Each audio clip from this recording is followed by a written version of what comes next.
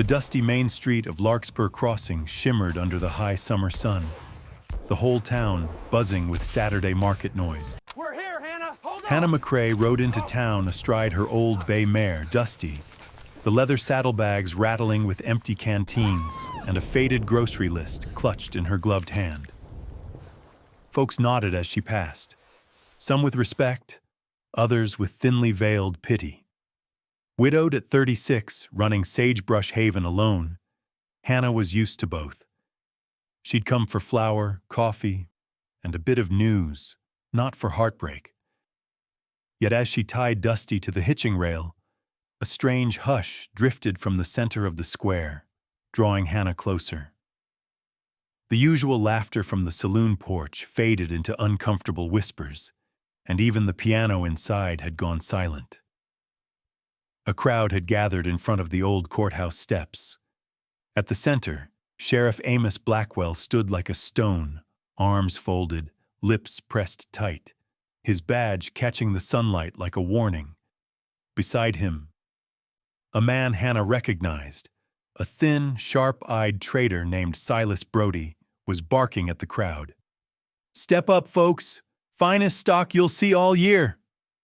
His words, oily and false, made Hannah's skin crawl. But it wasn't mules or cattle standing at Brody's side. It was two children. The older, a girl no more than 9, clutched a bundled newborn tight to her chest. Her hair was tangled and sun-bleached, her chin set in a way that dared anyone to pity her. Dust and sweat streaked her cheeks, but her blue eyes blazed with a fury that startled Hannah. The baby in her arms whimpered, thin and fretful, her tiny fist wrapped around the edge of a faded blanket. Brody waved his hat. "This here is Ruby, strong for her age, and her baby sister, Mabel. Separate or together, makes no difference to me. They're eating too much, and I got no room for dead weight." His smile was cold as a rattler. "Who'll start the bidding?" A woman near the front gasped. A man spat and looked away. The townsfolk shuffled, shame flickering in their eyes. No one moved. Hannah's heart hammered. She'd heard tales of Brody's cruelty, but to see it, selling children like livestock, it twisted something deep inside her. Sheriff Blackwell's eyes met Hannah's for a split second. He said nothing, just stood, watching. Brody's voice grew sharper. "No takers? Then I'll take 'em to the mine camps. Might get a better price from folks who don't ask questions." That's when Ruby spoke, her voice hoarse but steady.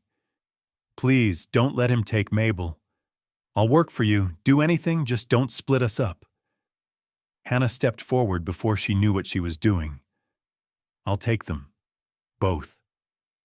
Her voice rang out, clear and firm, slicing through the crowd's uncertainty.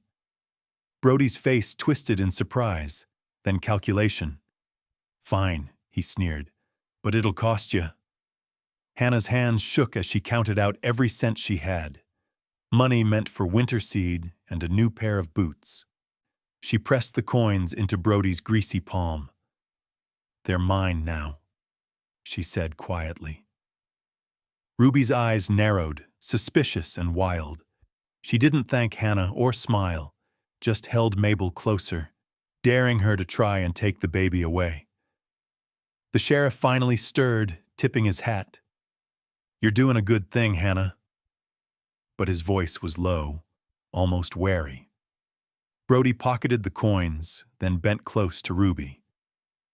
"You ain't seen the last of me, girl." The threat hung in the air long after he slunk away. Hannah crouched beside Ruby. "I'm Hannah McCrae. My ranch isn't far. You'll both be safe there."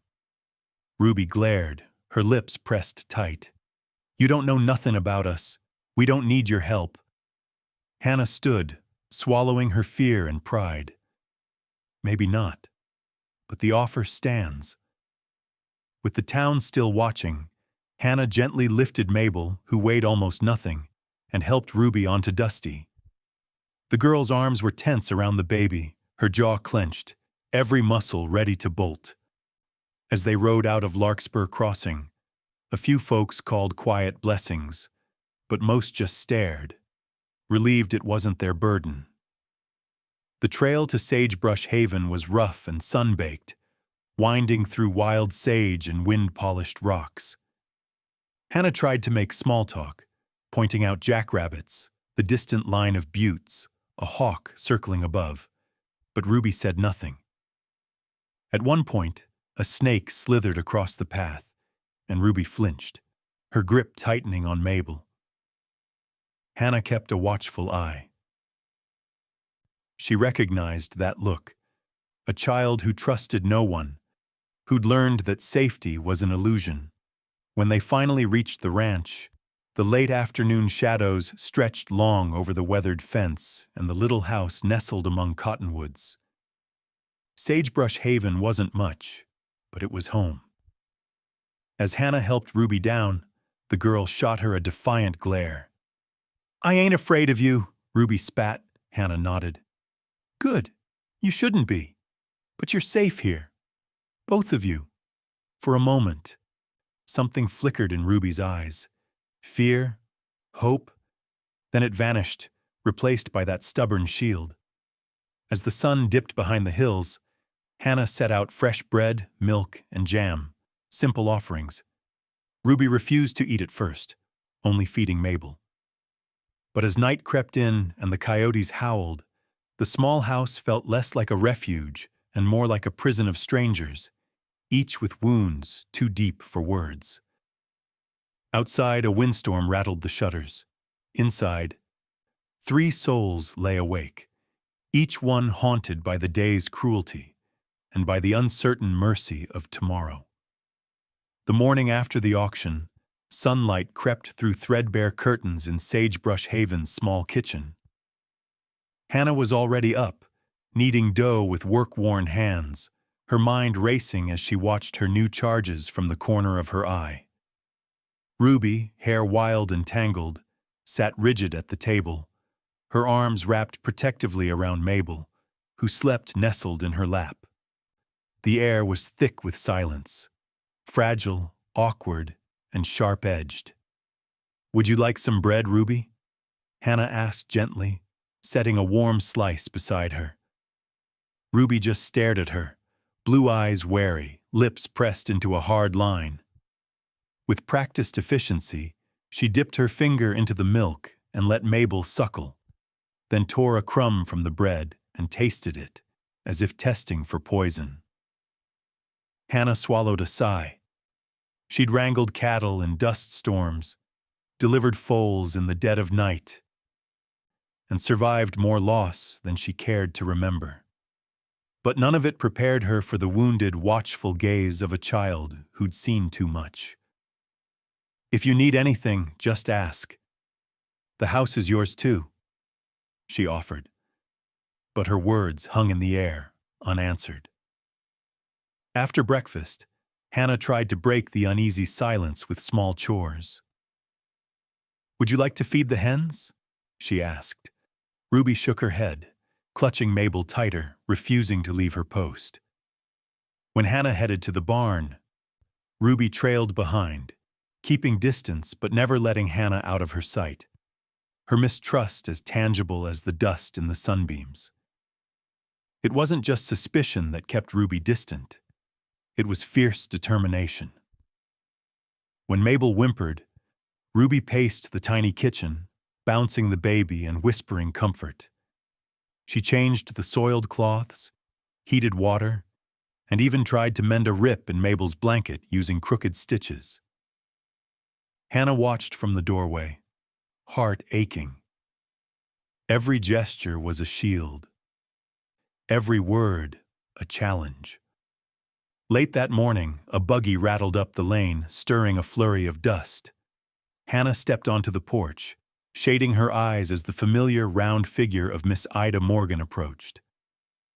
Miss Ida, a retired schoolteacher with sharp eyes and a kind heart, wasted no time.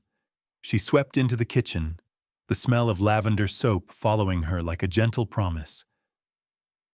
"My stars, Hannah," You do know how to find trouble, she teased, smiling at Ruby. And you must be Ruby. Who's this little button? She cooed, nodding to Mabel. Ruby's eyes narrowed, defensive, but Miss Ida only smiled wider. I brought apple turnovers. No one can say no to pastry. She winked at Hannah, who managed a grateful smile. Miss Ida settled herself at the table, her presence calm and steady. You know, my late husband always said, it takes time to soften hard ground. Children are like that too. They need patience and a bit of sunshine. She offered Ruby a pastry, then, sensing the girl's hesitation, set it quietly beside her. You look after your sister mighty well, Ruby, but you can't pour from an empty cup, child. Even strong girls need rest and kindness. Ruby watched her warily, but the faintest glimmer of curiosity flickered behind her eyes. Still, she didn't speak. When Miss Ida left, she pressed Hannah's hand, her voice low. You're doing right, even if it feels all wrong now. Give her time, and don't be afraid to let her see your own scars. Sometimes, that's the only way through. That afternoon, as Hannah gathered eggs, she heard Mabel's sharp cry. She hurried inside to find Ruby struggling. Mabel's fever was rising, and the baby's skin was flushed and hot. Ruby's composure cracked. Her small hands shook. She's burning up, Ruby gasped. She needs Ma, she needs... Her voice faltered. Hannah moved quickly, soaking a cloth and dabbing Mabel's forehead, checking for signs of serious illness. We'll keep her cool, give her water, and pray the fever breaks. You did right, Ruby, calling for help. Ruby stood frozen, torn between terror and relief. Hannah wrapped an arm around her, steady and warm. You're not alone anymore, sweetheart. Let's help her together. They worked in tense silence, Ruby fetching cool water and Hannah rocking Mabel gently. Hours passed. Mabel whimpered, then dozed fitfully.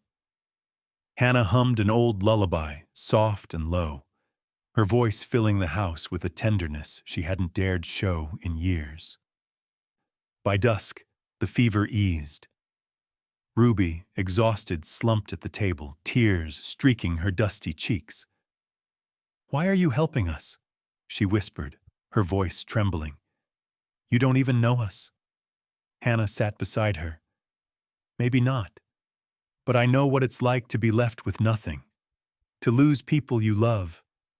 No one should go through that alone, not if I can help it.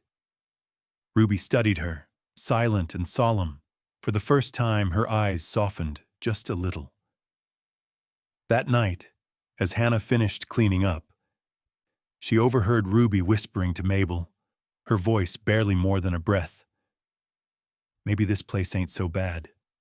Maybe we can stay, just for now. But when Hannah entered, Ruby stiffened again, her guard snapping back into place. Old habits, hard to break. Hannah lay awake long after the house quieted, listening to the wind in the cottonwoods and the fragile, uncertain breaths of the girls sleeping down the hall. She wondered if she was in over her head, if her broken pieces could ever fit with theirs. Outside, the prairie stretched endless and wild. Inside, 3 strangers clung to hope in the darkness, waiting for the morning to bring them one step closer to something like family. Night on the prairie held a hush that could swallow even the boldest voice. In the small back bedroom, Ruby sat cross-legged on the thin mattress, cradling a now peaceful Mabel. She listened to the creaks of the house and the whisper of cottonwoods outside. Hannah's footsteps sounded softly in the hallway, always steady, never sneaky. But Ruby still slept with one eye open, as if danger might come through the very walls.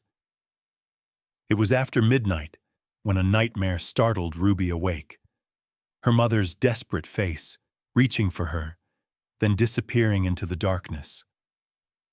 Ruby pressed her lips to Mabel's forehead, fighting back tears. "I'll keep you safe," she whispered, her promise as sharp as a blade. The next morning, the prairie sun cut through the last of Ruby's dreams. Over breakfast, Hannah tried again to bridge the distance between them, setting down a battered deck of playing cards and suggesting a game. Ruby shook her head, her gaze fixed on the door. She only relaxed when Hannah was out of sight, as if freedom could be measured in footsteps. That afternoon, as Hannah chopped wood near the barn, Ruby lingered by the chicken coop with Mabel bundled on her hip. She scanned the fields, watching shadows that seemed to flicker and shift. Sagebrush Haven was meant to be safe, but Ruby knew better than to trust quiet days. Suddenly, a loud crack rang out from the back fence. Ruby froze. Hannah rushed to her side, axe in hand. Together, they followed the sound. The back fence had been split open, a wide, deliberate break, not the work of animals or a random storm. Nearby, boot prints trailed through the mud, deep and mean. Hannah crouched, inspecting the prints. "Those aren't mine," she muttered. Ruby stiffened, clutching Mabel tighter. "Silas Brody," Ruby said quietly, her voice tight with fear and fury. Hannah's brows shot up. "You know those boots?" Ruby nodded, jaw clenched. "He's the one who killed my mama. Said we belonged to him now. Said he'd come for us if we ran." Her voice trembled but didn't break. "He had 2 men with him, always sneering and carrying guns. They watched our old house for weeks. After Mama, he dragged us out, sold everything. He only kept us 'cause he thought he could get money." Hannah felt a chill crawl up her spine. "Why didn't you tell me sooner?" Ruby's eyes flashed. "Didn't know if I could trust you. Folks always say they'll help, then turn their backs." Hannah knelt beside her, her voice gentle but fierce. "I'm not turning my back on you. Not now. Not ever. But if Brody's coming around, we need to be ready." Ruby nodded, her shoulders stiff with tension. "He'll try something. He always does." The rest of the day passed in a thick fog of worry. Hannah checked every window and door, reinforcing locks and gathering what little ammunition she had. She asked Ruby to help set out extra water in case of trouble, teaching her how to signal with the ranch bell, a sharp, constant ringing that meant danger. As twilight painted the sky gold and purple, a low whinny echoed from the paddock. Hannah hurried outside, Ruby at her heels. One of the mares was spooked, snorting and stomping. Just beyond the paddock, a piece of paper fluttered on the fence post. Hannah snatched it, her hands shaking. Scrawled in rough, angry letters, "You can't keep what's mine. Send the girls out, or next time we take more than your fence." Ruby's face paled as she read over Hannah's shoulder. For a second, she looked so small, just a child, frightened and lost. But then her chin lifted. "He's trying to scare us. That's what he does." Hannah gritted her teeth. "He's got another thing coming if he thinks I'll let him have you. We'll ride into town tomorrow and talk to the sheriff. And I'll send word to Miss Ida. She knows how to handle trouble." That night, the house felt even smaller. Hannah set up a cot by the front door, a rifle propped beside her. Ruby refused to leave Mabel's side, lying awake long after the others had dozed off. The darkness outside pressed in, broken only by the occasional howl of a distant coyote, but sleep would not come easily. Sometime after midnight, a sharp crash jolted everyone awake. Hannah leapt to her feet, rifle raised, as Ruby grabbed Mabel and ducked behind the old stove. Outside, someone rattled the gate, cursing and stomping through the yard. Hannah peered through the window, spotting two men slinking through the shadows, faces she recognized from Brody's gang. She fired a warning shot into the air. The men cursed and ran, their boots thudding into the night. Silence settled, broken only by the heavy breathing of the three souls inside. When dawn finally came, Miss Ida arrived with a basket of eggs and a determined look in her eye. "Heard you had trouble," she said, pressing Hannah's hand in solidarity. "You're not alone. Folks are tired of Brody and his bullying. We'll keep watch." Ruby eyed Miss Ida with new respect, and for the first time, accepted a gentle pat on her shoulder. Still, the fear didn't leave her face. Later, as Hannah patched the broken fence, she caught Ruby watching her, expression fierce and vulnerable. "You meant it, didn't you?" Ruby asked, voice rough. "About not giving up on us." Hannah wiped sweat from her brow. "I did, and I do." That night, Ruby lingered in the doorway, studying the horizon as the sky turned to velvet. "Mama always said the stars watched over the lost ones," she murmured. "I hope she's right." Inside the battered house, three people sat in uneasy silence. Strangers no longer, but not yet a family. And somewhere out there, trouble was waiting. But hope, too, flickered in the darkness, stubborn and bright as the stars above. The air at Sagebrush Haven was heavy with the scent of sun-baked earth and hay as summer rolled on. For days after the warning and attack, Hannah and Ruby lived in a strange rhythm, each watchful, each carrying a secret. Both exhausted by tension, neither would admit aloud. Mabel, at least, was thriving, cheeks plumping with every day of steady care and love. One morning, a heavy, humid stillness hung over the ranch. Hannah glanced warily at the sky, thunderheads gathering over the buttes, promising trouble. She hurried chores along, keeping Ruby close as they checked fences and hauled water. Mabel gurgled in her sling, more lively now, while Ruby's sharp eyes swept the landscape, searching for anything out of place. Inside the barn, Hannah forked hay into stalls while Ruby refilled water buckets. The air grew hotter, thick with the threat of a storm. Suddenly, a strange, acrid smell drifted in. Smoke. Hannah dropped the pitchfork, heart lurching. "Ruby, grab Mabel! Get outside, now!" But Ruby hesitated, eyes wide with fear and defiance. Then she spotted flames licking up from behind the stacked bales in the corner, spreading fast in the dry straw. Hannah lunged for a bucket, tossing water onto the fire, but it was too little, too late. The flames were hungry and wild. "Ruby! The horses!" she shouted. Ruby, arms trembling, darted past the smoke, opening stall doors. The terrified animals bolted into the sunlight, nearly knocking her off her feet. The flames roared, smoke choking the air. Hannah coughed, eyes streaming. Ruby dragged a kicking colt to safety, then doubled back for the last two chickens in the corner. With Mabel pressed tight against her chest, she darted through the haze, scooping them up and bursting outside, gasping for air. Neighbors spotted the smoke and came running. Miss Ida, old Mr. Redford from the next homestead, and even the gruff blacksmith, Tom. Together they formed a bucket line, dousing the flames as thunder rumbled overhead. Within minutes, the downpour finally arrived, heavy drops pounding the burning hay and turning the earth to mud. When it was over, the barn was scorched, but still standing. The horses, frightened but safe, crowded near the fence. Hannah wiped soot from her face, searching for Ruby. She found her sitting on the ground, coughing, face streaked with tears and ash. Mabel, fussing but unharmed, was tucked in her arms.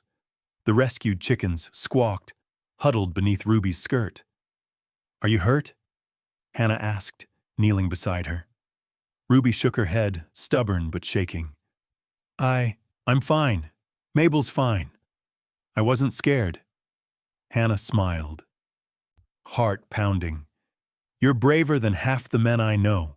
Thank you for saving the animals and your sister. Ruby's face flickered with something softer than fear or pride, something like hope. She nodded, blinking fast. For the first time, she let Hannah hug her, just for a moment, before pulling away. As the last of the neighbors drifted home and the storm cleared, Hannah and Ruby worked side by side, hauling out charred hay and sweeping the floor. A sense of partnership, fragile but real, took root between them. That night, Hannah brought out an old deck of cards, and to her quiet surprise, Ruby accepted. They played quietly at the table, Mabel sleeping nearby, the warmth between them stronger than before. But trouble wasn't done with Sagebrush Haven. Early the next morning, a shrill scream echoed from the henhouse. Hannah ran outside to find Ruby, small and fierce, wielding a garden hoe. A thick-bodied rattlesnake was coiled near the nesting boxes, striking at the frightened hens. Ruby hesitated for only a second, then brought the hoe down hard. The snake writhed, then lay still. Hannah arrived just in time to see Ruby's face pale with adrenaline. "You okay?" Hannah asked. Ruby nodded shakily, her bravado slipping. "Had to protect the hens. And Mabel." Hannah smiled, pride swelling in her chest. "You did good, Ruby. Real good. That took guts." For the rest of the day, Ruby followed Hannah a little closer. She watched as Hannah mended the barn roof, helped repair the burned stall, and even shared a laugh as they cleaned chicken feathers out of Mabel's hair. The air between them softened, no longer so sharp with suspicion. That night, as Hannah tucked Ruby and Mabel into bed, Ruby hesitated, eyes searching Hannah's face in the dim lamplight. Her voice was so quiet, it nearly vanished in the shadows. Can I call you Mama? Just tonight?" Ruby's words trembled, hope and heartbreak tangled together. Hannah felt tears sting her eyes, tears she hadn't let herself cry in years. She knelt, brushing a stray lock of hair from Ruby's cheek. "I'd be proud to be your mama, Ruby, for as long as you'll have me." Ruby's arms wrapped tight around Hannah's neck, Mabel's tiny hand caught between them. For the first time, Hannah let herself believe that maybe, just maybe, they could heal each other. As the prairie wind rattled the windows, three souls lay close together, no longer strangers, but the fragile beginnings of a family, clinging to hope as the storm passed by outside. The days after the fire and the rattlesnake incident saw a fragile peace settle over Sagebrush Haven.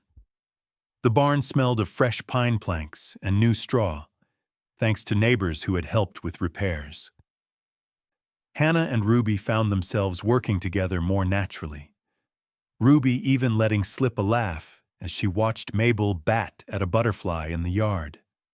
But the warmth of their newfound family was tested almost immediately, as the shadows Brody cast over their lives grew darker. It started with small things: a missing milk pail, a fence rail splintered during the night, a dark shape spotted darting through the pasture after sundown. Hannah's nerves grew raw as she checked locks twice each evening, a lantern always burning in the window. Ruby, braver now but still wary, set her own little traps: a line of marbles by the back porch, a thread across the chicken coop door.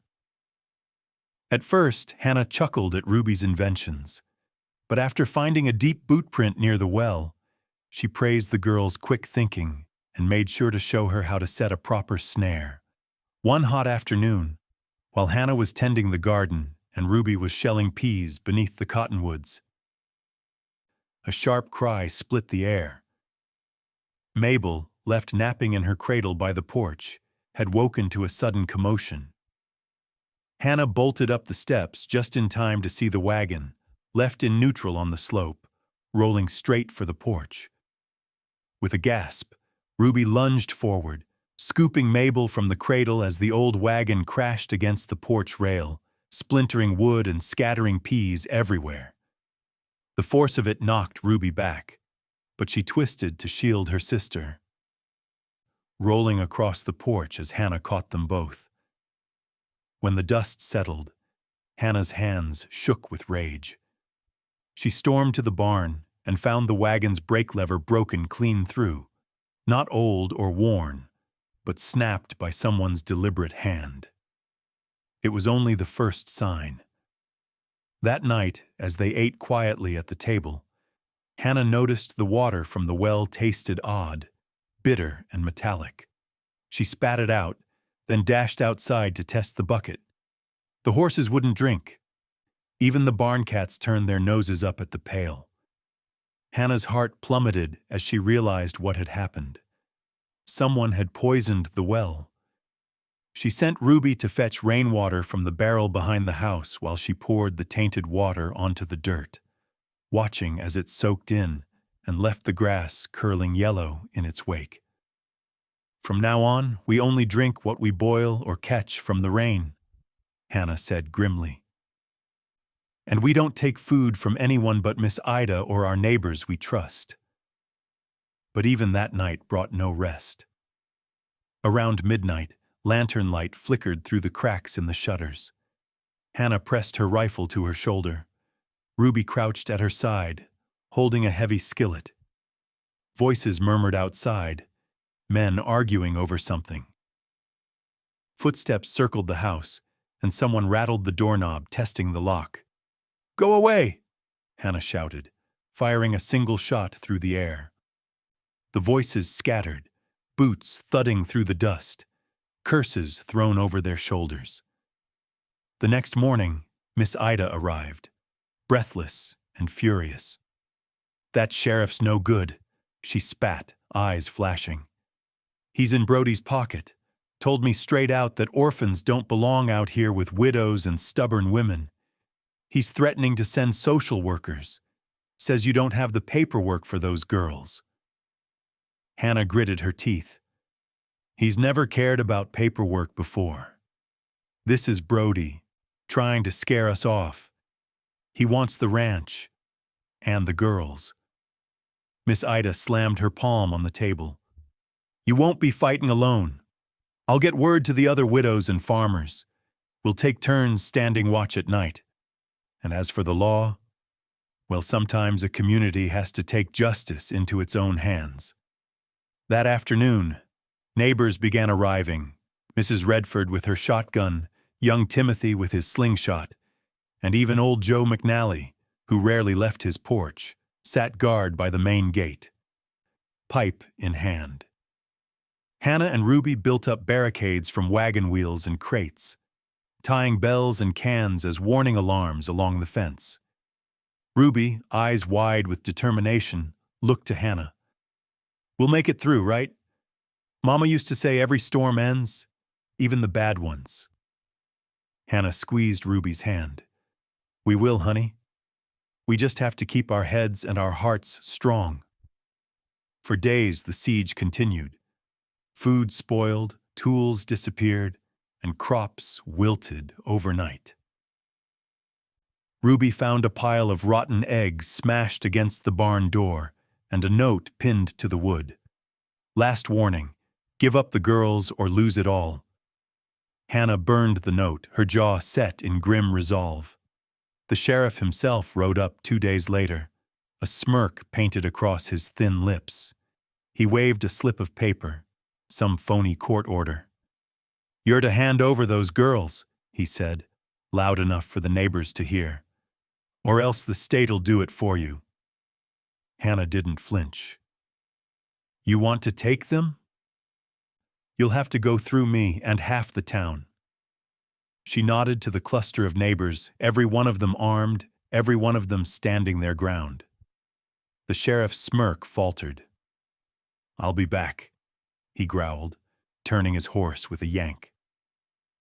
That night, Hannah stood guard at the window, shotgun across her lap, while Ruby, wrapped in a blanket, watched the door with fierce eyes and a trembling chin. They barely slept, nerves stretched thin as wire. But as dawn crept over Sagebrush Haven, the household remained unbroken, battered but unbowed. Inside, Hannah poured Ruby a cup of sweetened tea, voice quiet but sure. As long as we stand together, there's not a man alive who can tear us apart. Ruby nodded, her small hand finding Hannah's across the rough table. You're my family now. I ain't letting go. Outside, the prairie shimmered with dew and hope, a fragile but stubborn promise, waiting for the sun to rise again. Storms had always unsettled Ruby. Back when her mama was alive, she'd curl up beneath a worn quilt and listen to the rain drum the roof, comforted by soft humming and the promise of safety. But at Sagebrush Haven, the air felt thick and restless as dusk settled in, and Ruby's nerves thrummed with fear she couldn't name. That evening, the sky boiled with thunderheads. Lightning forked above the distant buttes, followed by low, rumbling growls that rattled the windows.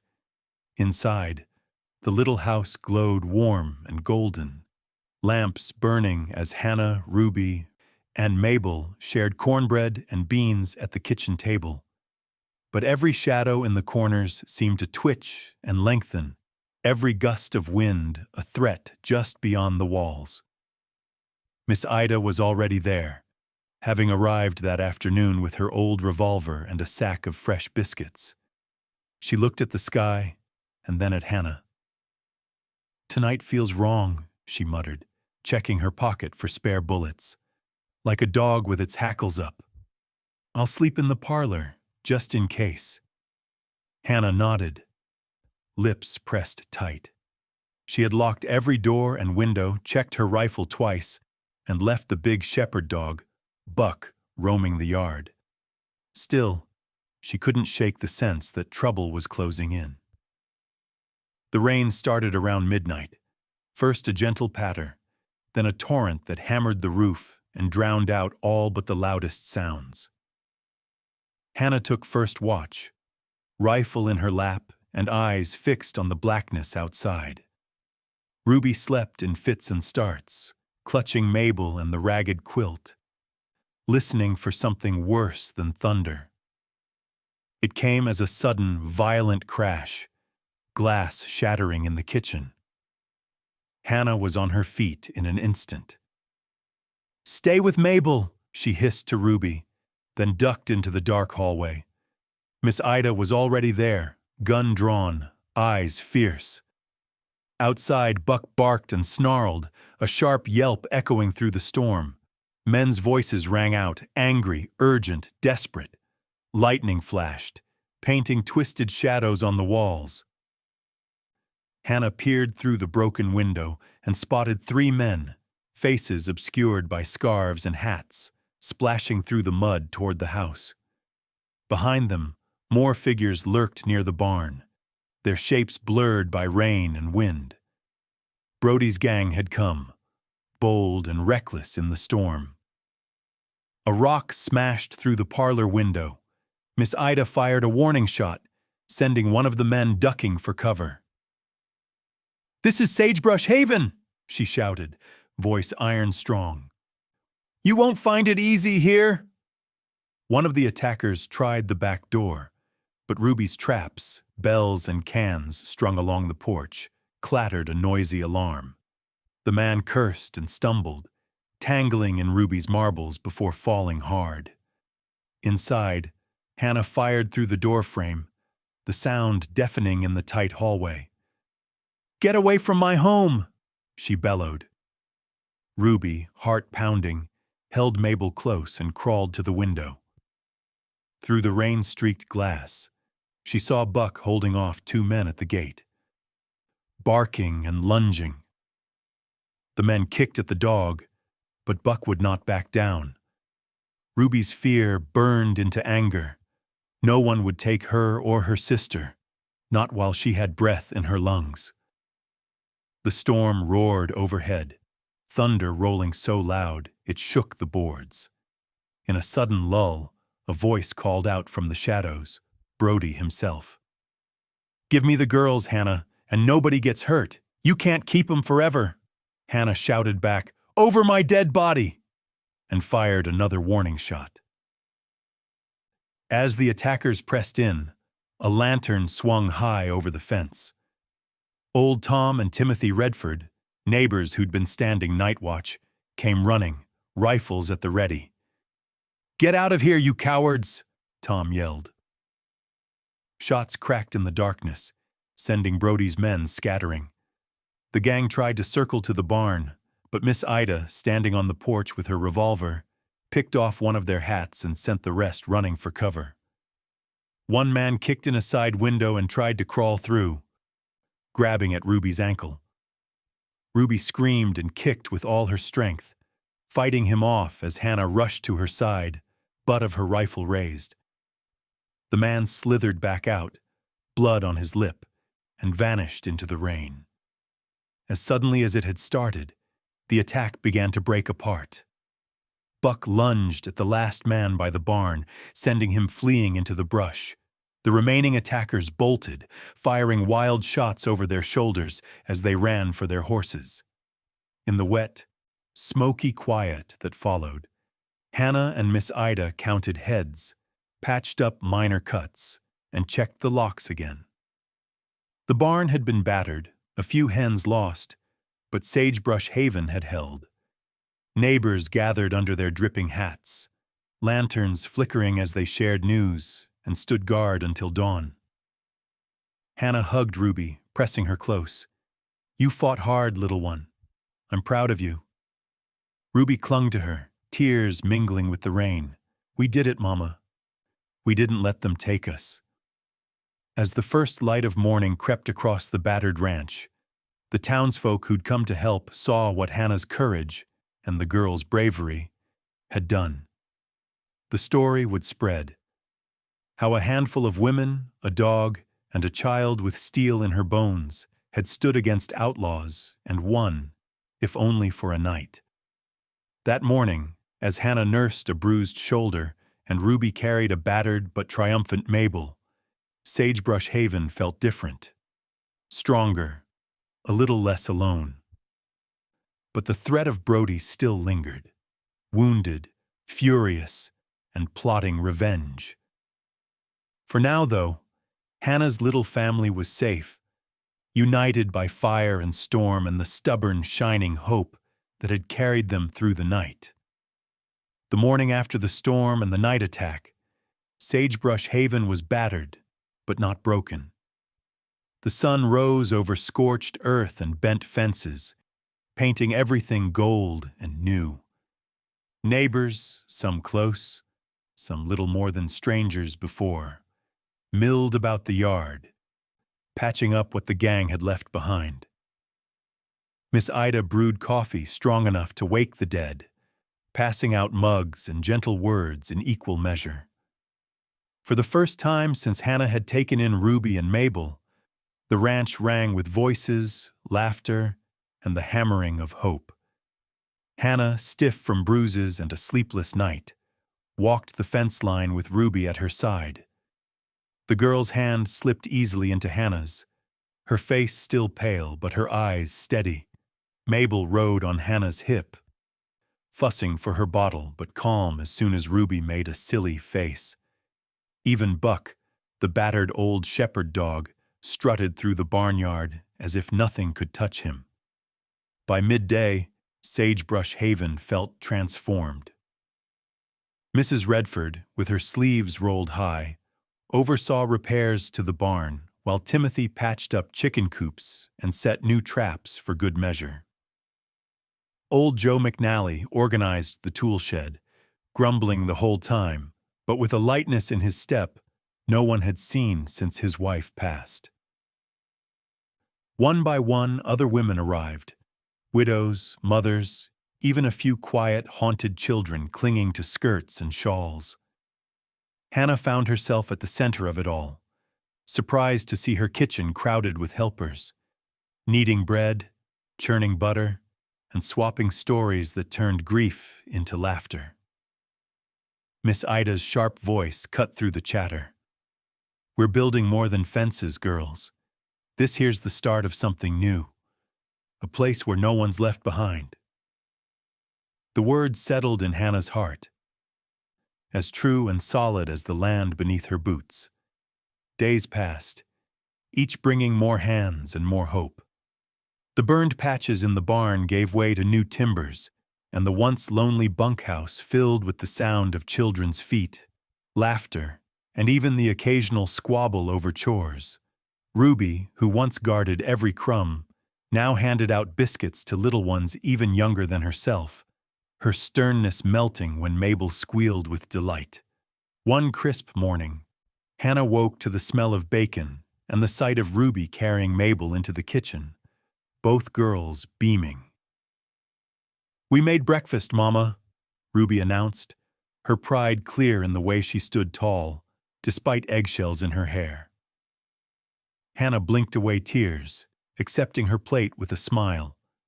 "Looks perfect," she said, her voice thick with something she hadn't felt in years, belonging. Outside, the ranch blossomed with life. Wildflowers sprouted in the trampled yard. Chickens scratched beneath new berry bushes, and a scarecrow Ruby had built, complete with a crooked hat and borrowed overalls, stood sentinel in the cornfield. Every evening, the porch filled with tired, happy souls sharing supper under the stars. Ruby began to heal in ways that surprised even herself. No longer did she jump at every shadow or guard Mabel as if she might vanish at any moment. Instead, she played with the other children, teaching them to skip stones on the creek and showing them how to outsmart the grumpy old rooster. Sometimes, late at night, Hannah would find Ruby reading aloud to Mabel and two new friends, her voice soft but sure. Mabel, too, began to flourish. Her cries were less frequent, her smiles brighter. She learned to crawl after the barn cats, earning giggles from the grown-ups as she tugged on their tails. The baby who once whimpered through every night now slept soundly, secure in the warmth of a home she never would have known, if not for the stubborn hearts of strangers. Yet even amid all this hope, Hannah's mind never fully rested. She knew Brody wasn't finished, not while pride and greed still burned in him. She watched the horizon, wary but grateful, always reminding herself that courage did not mean the absence of fear, but the decision to protect what mattered despite it. As the ranch's first harvest season approached, the community came together for the celebration. Hannah hung bunting from the porch, Ruby helped bake pies, and the children gathered wildflowers for the long tables in the yard. When the sun dipped low, everyone feasted under lanterns, sharing songs and stories as the prairie wind danced between them. During the celebration, Miss Ida stood and tapped her mug for silence. "I reckon we all know what this place is now," she said, her voice carrying over the crowd. "Sagebrush Haven's a home for anyone who needs it. We don't turn folks away. We don't let fear win." The cheers that followed rang out over the fields, echoed by coyotes on the distant hills. That night, Hannah tucked Ruby and Mabel into bed, her heart swollen with pride and something like peace. Ruby turned to her, sleepy but smiling. "We're really safe now, right, Mama? Even if bad men come again?" Hannah brushed the hair from Ruby's forehead, voice gentle and strong. "We are, honey. Not because we're lucky, but because we've got each other. That's what makes a family." As sleep claimed the little house, Sagebrush Haven stood as more than a ranch. It was a sanctuary, a place built not just by hands, but by hearts. And for the first time in a long time, hope felt like something they could keep. The morning of Sagebrush Haven's first harvest festival dawned bright and full of promise. Dew glistened on the golden fields, and the air buzzed with anticipation. Children raced along the fence line, giggling as they hung streamers and paper lanterns from every post. Pies cooled on windowsills, the scent of cinnamon and fresh bread swirling through the house. For the first time in memory, every bunk was filled, every table crowded with neighbors, some with little, some with less, all with hope shining in their eyes. Hannah watched the preparations with a grateful heart. She had worried about gathering so many under one roof, but the festival was more than a celebration of bounty. It was a promise to each other that no one in this new family would ever stand alone again. Ruby darted between the makeshift stage and the rows of harvest vegetables, arms full of sunflowers, her cheeks flushed with purpose. Mabel, toddling at her side, squealed in delight as older children spun her around. By mid-afternoon, music and laughter filled the air. Miss Ida led a rowdy group of children in a potato sack race. Old Joe McNally, once the town's grumpiest hermit, sat on a hay bale telling tall tales that had the kids roaring with laughter. Tables groaned under the weight of roasted squash, sweet cornbread, and honey pies. For a little while, the wounds of the past seemed far away, but Hannah's peace never lasted long. As the sun dipped lower, painting the sky in streaks of copper and rose, a prickling at the back of her neck reminded her that not every threat could be kept outside the fence. She caught sight of unfamiliar men near the edge of the crowd, eyes cold and watchful. The shadows stretched longer as dusk approached. Ruby noticed them too. She slipped to Hannah's side, voice hushed. "That's Brody's gang. The tall one. He used to guard our old house." "What do we do, Mama?" Hannah squeezed her hand. "We stick together. And remember what I taught you. If things turn ugly, you ring the bell at the porch. The whole ranch will hear." As the first lanterns flickered to life, Brody himself strode into the light, flanked by his men. He looked out of place amid the laughter and music, a storm cloud over a field of sunflowers. Silence fell, a hush spreading through the crowd like a shadow. Brody's voice was slick and confident as ever. "Evening, folks. Looks like quite a party you've got here." Miss Ida stepped forward, chin lifted. "You're not welcome, Silas. Take your business and leave." Brody smirked, ignoring her. His eyes swept over the crowd and landed on Ruby and Mabel. "I've come for what's mine. Hand over the girls, and there won't be trouble, or you can watch your precious little sanctuary burn." A gasp rippled through the crowd. Hannah moved in front of Ruby and Mabel, her voice steady. "These girls belong here. You'll get nothing from Sagebrush Haven but the door. And the law." Brody's smile vanished. He drew a pistol, his men doing the same, and a wild panic threatened to break the fragile peace. But the community Hannah and Ruby had built was not so easily broken.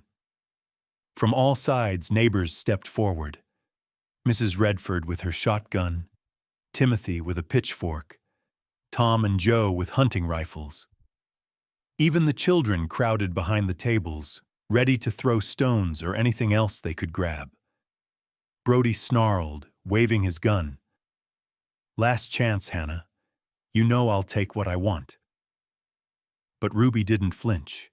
She handed Mabel to Miss Ida and stepped into the open, voice ringing clear and strong.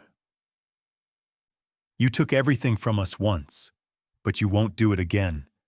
You're not my family. These people are. And I'm not afraid of you anymore." Brody laughed, cold and sharp, and gestured for his men to advance. But the crowd surged forward, emboldened by Ruby's words and Hannah's example. The standoff grew tense. Shouts, threats, the click of hammers cocking, the cry of a frightened child. Suddenly, the harvest bell rang out, loud and desperate. Miss Ida had slipped around the side and sent the alarm flying across the fields. More neighbors poured in from every direction, drawn by the sound, swelling the ranks of Sagebrush Haven's defenders. In the confusion, Timothy hurled a pumpkin at Brody, catching him off guard. Mrs. Redford's shotgun roared into the sky, scattering birds and bandits alike. Brody's men, outnumbered and surprised, began to falter. Hannah took advantage of the chaos, wrestling Brody's pistol away and pinning him to the ground as Tom and Joe tied his hands. The battle lasted only moments, but it felt like a lifetime. When the dust settled, Brody and his remaining men were captured, bruised, and humiliated. The townsfolk cheered, relief and pride flooding the yard. Ruby knelt beside Mabel, hugging her close as the last of Brody's gang was marched off to the sheriff's wagon. "It's over, Mabel," she whispered, tears shining in her eyes. "We're safe now. We're really safe." Hannah gathered both girls into her arms as the community circled around them. For the first time, the fear that had haunted Sagebrush Haven faded, replaced by something stronger, belonging, trust, and the knowledge that they had stood together and won. That night, as lanterns bobbed in the dark and music returned to the porch, Sagebrush Haven celebrated not just the harvest, but a new beginning. Laughter mingled with the scent of autumn and hope, and for Hannah, Ruby, and Mabel, home had never felt more real. Morning light spilled over Larkspur Crossing as the townsfolk gathered in the courthouse square. Word had spread fast after the festival showdown. Brody and his men finally captured. Their reign of fear at Sagebrush Haven and across the valley brought to a crashing, public end. It seemed everyone in town had shown up to see the outcome, their faces tense but hopeful. Hannah stood near the steps, Ruby clutching one hand and Mabel perched on her hip, her little fist wrapped tight in Hannah's collar. Miss Ida stood beside them, her expression fierce as ever, a sheaf of papers clutched in her hand, evidence, notes, and sworn statements from half the valley. The battered but undefeated defenders of Sagebrush Haven clustered behind them, filling the air with quiet whispers and the scent of baking bread drifting from the bakery across the street. Inside the courthouse, the sheriff, no longer the sly, corrupt Blackwell, but young Deputy Callum, elected by the community after the truth of Blackwell's dealings came out, called the proceedings to order. The room was packed shoulder to shoulder. Hannah recognized neighbors, farmers, mothers, and a cluster of orphaned children now safe at the ranch, all silent as the judge banged his gavel. Silas Brody, shackled and scowling, glared at Hannah and Ruby from the defendant's table. His gang sat behind him, cowed and bruised, no trace of their former swagger. Hannah met Brody's eyes without blinking. Ruby held Mabel tighter, her own chin set in quiet defiance. Miss Ida took the stand first. Her voice was steady, unwavering as she laid out the facts. Brody's threats, the sabotage, the poisoned well, the attempt to snatch Ruby and Mabel from their new home. Other neighbors followed, testifying to the sabotage, the attack on the ranch, and the long months of intimidation. The truth, once hidden in shadow, spilled out in the open for all to hear. Finally, Ruby stood. She took the witness stand, trembling but resolute, her small voice ringing through the courtroom. "He hurt my mama. He tried to hurt us, but we're not scared of him anymore. We have a family now."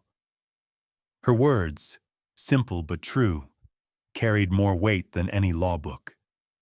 The judge listened carefully, nodding as each new witness added their story to the pile. He read through Miss Ida's careful notes, the affidavits signed by nearly every neighbor, and the ledger Hannah kept with dates, details, and even hand-drawn maps of Brody's attacks. The courtroom was silent as he set aside the last page and fixed his gaze on Brody. "Silas Brody, your crimes against this community are clear," the judge declared, voice ringing through the wood-paneled room. "By the testimony of these good people and the evidence presented, you are found guilty of assault, intimidation, and attempted kidnapping. You will serve your sentence far from Larkspur Crossing, and this valley will remember who stood together when it mattered." As the bailiff led Brody and his gang away in chains, a collective sigh of relief swept the room. It was over, not just for Hannah, Ruby, and Mabel, but for everyone who had lived under Brody's shadow. Deputy Callum rose again, this time with a gentler tone. He addressed Hannah, then turned to Ruby and Mabel. "The matter of guardianship is next. The court has reviewed Miss McCrae's petition, the evidence of her care, and the testimony of this community. Is there any reason why these girls should not remain at Sagebrush Haven?" The room was still as the judge glanced over the crowd. Not a single voice rose in dissent. Instead, a murmur of support grew. "No better home in the valley," someone whispered.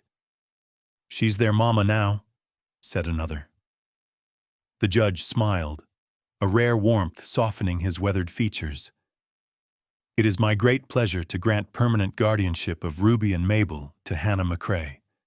May Sagebrush Haven remain a sanctuary for these children and any who need a home." The crowd erupted into applause. Tears streamed down Hannah's cheeks as she hugged Ruby and Mabel tight, feeling their small arms clutch her back just as fiercely. Miss Ida dabbed her eyes with her handkerchief, declaring loudly, "About time the law saw sense." After the hearing, the community gathered outside in the golden morning sun. Mrs. Redford produced a basket of muffins, and Tom strummed a tune on his battered guitar. For once, Larkspur Crossing wasn't just a collection of scattered homesteads and battered dreams, but a single, united family. Neighbors embraced Hannah, Ruby, and Mabel, each person offering congratulations, well wishes, and the promise of continued support. The orphans of Sagebrush Haven, seeing their own future in Ruby's brave smile, played tag on the courthouse lawn. Ruby's face glowed with a joy Hannah had never seen before. "We did it, Mama," she whispered. "We really did." Hannah smiled, tears streaking her dusty cheeks. "We sure did, sweetheart. You, me, Mabel, and everyone who stood with us. This is our family. This is our home." As the crowd drifted back to their daily lives, Hannah paused to look back at the courthouse. The doors swung closed behind Brody and his gang, shutting out a chapter of darkness. Ahead lay the open prairie, the promise of a new day, and the certainty that hope, when tended with courage and love, could root itself even in the hardest ground. That night, as Sagebrush Haven's windows glowed warm against the twilight, Hannah, Ruby, and Mabel sat together by the fire. There were no more secrets, no more fear, just laughter, the telling of dreams, and the comfort of belonging, at last, to each other. Years passed on the high plains, measured not by the ticking of clocks, but by seasons of planting and harvest, laughter and loss, hope and healing. Sagebrush Haven, once a battered outpost on the edge of nowhere, blossomed into something rare and beautiful, a true sanctuary. The scars of its past, burned barn boards, mended fences, the old bullet hole in the parlor window, remained as silent witnesses to how far its people had come. Hannah rose before dawn each morning, still carrying the habits of a woman who'd once known only hardship and solitude. Yet every day, she found herself smiling as she watched her family wake. Ruby, tall and strong now, hair sun-bleached and eyes bright with a confidence she'd never dared before. Mabel, a wild spirit, chasing barn cats and wrangling chickens, her laughter carrying across the fields. Even old Buck, grayer at the muzzle but still proud, kept watch by the porch as the new day broke. The ranch had grown beyond anything Hannah could have imagined. Word of Sagebrush Haven's courage spread far across the prairie. Widows and orphans, the lost and the lonely, drifted in with the spring breezes, welcomed by open arms and a place at the table. Empty bunkhouses filled with new voices and stories. Hands that once trembled with fear learned to build, to plant, to share in the hard, honest work of living. Community became family. At mealtimes, the long tables stretched end to end beneath the cottonwoods, groaning with bread and preserves, fresh butter and hearty stew. Hannah often looked around and marveled at the tapestry woven from so many threads, each person bringing their sorrow and their hope, their wounds and their gifts. No one was turned away. No one was left behind. Ruby, no longer the wary, feral child Hannah first met at that terrible auction, had become a beacon for the younger children. She organized games in the yard, helped with lessons in the afternoons, and stood watch whenever storms threatened. She was a big sister to more than just Mabel now, her strength and kindness grounding the wild energy that filled the ranch. Mabel grew up quick and sure, shadowing Ruby through every chore and every adventure. She was fearless, quick with a grin, stubborn as a mule, but gentle with every creature she met. She loved the horses best of all, especially the rangy Mustang Ruby had tamed, a mare with a white blaze and a heart full of fire. The two girls spent countless hours in the fields, riding through waves of grass, laughter echoing as wild as the wind. Miss Ida, never one to retire completely, continued her gentle rule over the kitchen and the schoolroom. Her sharp tongue softened with the years, but her heart remained fierce, always quick to defend anyone in need.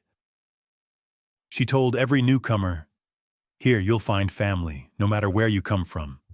Here you belong." The seasons turned, and Sagebrush Haven flourished.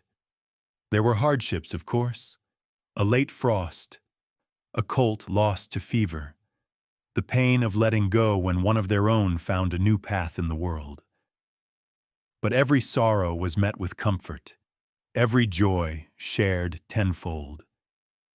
The community's traditions deepened, spring planting days with songs and laughter, summer nights of storytelling beneath the stars, autumn harvest feasts where everyone brought something to share. One sunset, years after that fateful day in the auction square, Hannah stood on the porch and watched as Ruby, nearly grown, led Mabel out to the paddock. The sky blazed orange and gold, casting long shadows over the land they'd built together. Ruby lifted Mabel onto the Mustang's back, guiding her hands to the reins. "Hold tight, Mabel. You're ready," Ruby said, pride glowing in her voice. Mabel's eyes danced as she looked at Hannah. "Watch me, Mama," she called, and Hannah waved, her heart full to bursting. The Mustang snorted and pranced, but Mabel sat tall, legs steady, face bright with the surety that she belonged in this world. Ruby mounted behind her, arms wrapped around her little sister, and together they circled the paddock, laughter rising, wild and free. The ranch hands cheered, and even old Joe McNally, pipe in hand, wiped a tear from his weathered cheek. As twilight deepened, families gathered on the porch, stories spinning through the dusk.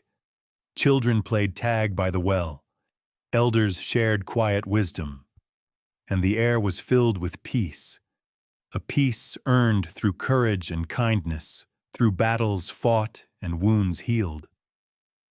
Hannah rested in her favorite chair, the one carved for her by grateful hands years ago. Miss Ida pressed a mug of tea into her palm, and together they watched the scene unfold. You did it, Hannah, Miss Ida said, her voice gentle. You gave them a home, and you gave the rest of us one too. Hannah shook her head, smiling. We all did. Every last soul who refused to give up.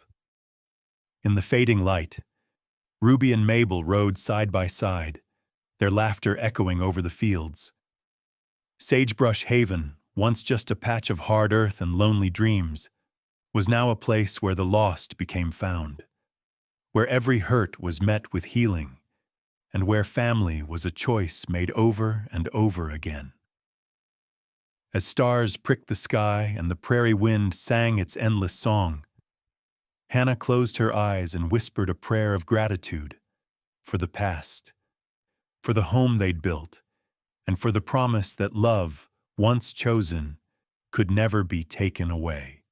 The story of Sagebrush Haven became legend across the plains, a story of hope, resilience, and the kind of family that endures forever.